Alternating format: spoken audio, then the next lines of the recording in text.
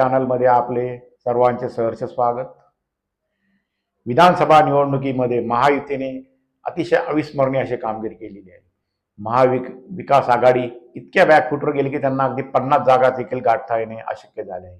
हा मोठा विजय जो महायुतीने मिळवला आहे त्यामागे आता अनेक कारणं असल्याचे सांगितले जाते, परंतु या कारणांपेक्षा महायुती सरकारने लोकसभेतील पराभवानंतर ज्या काही सामाजिक सुरक्षा योजना राबवल्या, या सामाजिक सुरक्षा योजनांच्या बळामुळेच महायुतीने हा अविस्मरणीय विजय मिळवला असे म्हणावेसे वाटते।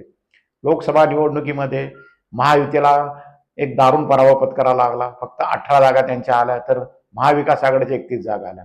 त्या 31 जागा आल्यामुळे महाविकास आघाडी अक्षरशः हुरळून गेली होती। त्यांचे नेते या विधानसभा निवडणुकीमध्ये आता आपलाच विजय होणार या मशगुलीत होते, परंतु दुसरीकडे महायुतीच्या नेत्यांकडे एक शेवटचा अर्थसंकल्प मांडण्याची संधी होती आणि ती संधी त्यांनी अतिशय योग्यरित्या साधली असे म्हणावे लागेल। कारण या अर्थसंकल्पामध्ये महायुतीने समाजाच्या ज्या विविध घटक आहे त्यांच्यावर अक्षरशः सवलतींचा वर्षाव केला आणि हा सवलतींचा वर्षावच त्यांना मतदान रूपाने परत मिळाला। त्यामुळेच महायुती पुण्याच्या सरकारमध्ये येऊ शकले आणि इतका मोठा विजय त्यांना मिळालेला आहे। विविध कारणं सांगितली जातात, लोक म्हणतात ईव्हीएम वगैरे, पण ईव्हीएम वगैरे काही सगळं खोटं आहे। वास्तविक पाहता महायुती सरकारने ज्या सामाजिक सुरक्षा योजना राबवल्या त्या सुरक्षा योजनांमुळेच पुन्हा एकदा महायुतीला अतिशय मोठे असे यश मिळाले असे म्हणावेसे वाटते। या सुरक्षा योजनांमध्ये म्हटलं गेलं तर एक लाडकी बहीण योजना होतीच, त्याचबरोबर वृद्धांसाठी एक तीर्थक्षेत्र योजना होती, त्याचबरोबर मुख्यमंत्री अन्नपूर्णा योजना होती, ज्यामध्ये 3 सिलेंडर वर्षाला मोफत मिळणार होते। याबरोबरच महात्मा फुले आरोग्य सेवा योजनेची मर्यादा 7 लाख रुपयापर्यंत वाढवली। त्याचबरोबर त्यामध्ये रेशन कार्डची अट रद्द करून टाकली। त्या आणखी सामाजिक सुरक्षित योजना हे करायचं म्हणलं तर शेतकरी कल्याण आहे। या शेतकरी कल्याणमध्ये शेतकरी सन्मान निधी शेतकऱ्यांच्या खात्यावर जमा झाला। त्याचबरोबर लाडक्या बहिणी आहेत, त्यांच्यामुळे 5 महिन्याचे 7,500 रुपये त्यांच्या खात्यावर जमा झाले। त्यामुळे महिलांमध्ये एक प्रकारचा एक विश्वास निर्माण झाला महायुती सरकारच्या बाजूने। आधीच महिलांना एसटी प्रवासात अर्ध तिकीट दिले होते। त्याचबरोबर उच्च शिक्षणासाठी मुलींचे शिक्षण माफ करण्याचा निर्णय राज्य सरकारने घेतला आणि तो प्रत्यक्षात आणला देखील।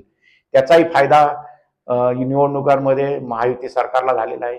याबरोबरच महाराष्ट्र जे 7.5 हॉर्स पॉवरचे वीज पंप आहेत त्या सर्वांचं वीज बिल राज्य सरकारने माफ केलं। सुमारे 45,000 कोटी रुपयांचे बिल होतं ते राज्य सरकारने माफ केलं। त्याच्यामुळे शेतकरी वर्ग जो नाराज होता तो नाराज शेतकरी वर्ग महायुतीच्या मागे एकवटला। याबरोबरच आणखी जे विविध समाज घटक आहेत त्या समाज घटकांना महामंडळ स्थापन केली।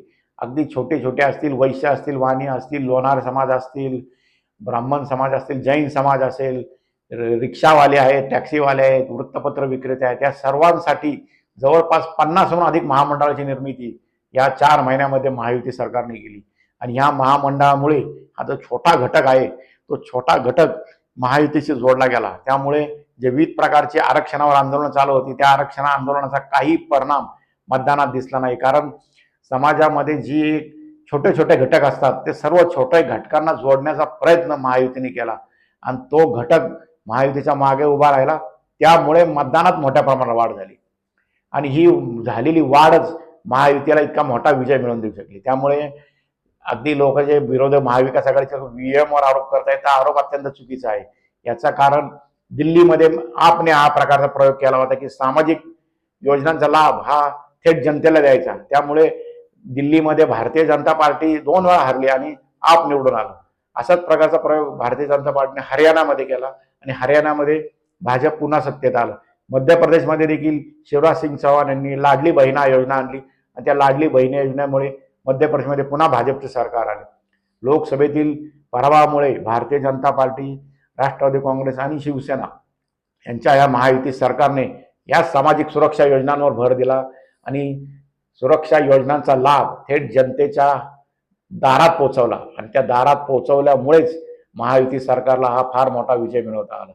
लोकसभा निवडणुकीमध्ये महायुती आणि महाविकास आघाडी यांच्यातील मताचं अंतर हे फक्त 1.5% होतं आणि देवेंद्र फडणवीस यांनी लोकसभेतील पराभवानंतर भाजप पदाधिकाऱ्यांना मार्गदर्शन करताना एक गोष्ट सांगितली होती की आपल्याला फक्त 1.5% मतदान अधिक जोडायचं आहे आणि त्या 1.5% मतदान जोडण्यासाठी 4 महिन्यात त्यांनी मेहनत घेतली आणि ती मेहनत त्यांची फळाला आली आणि त्यांचे सर्वाधिक उमेदवार आज निवडून आले.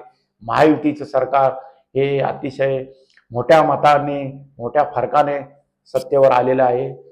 या योजना ज्या राबवल्या महायुती सरकारने सामाजिक सुरक्षेच्या, त्यामुळेच त्यांना हा विजय मिळवला आहे.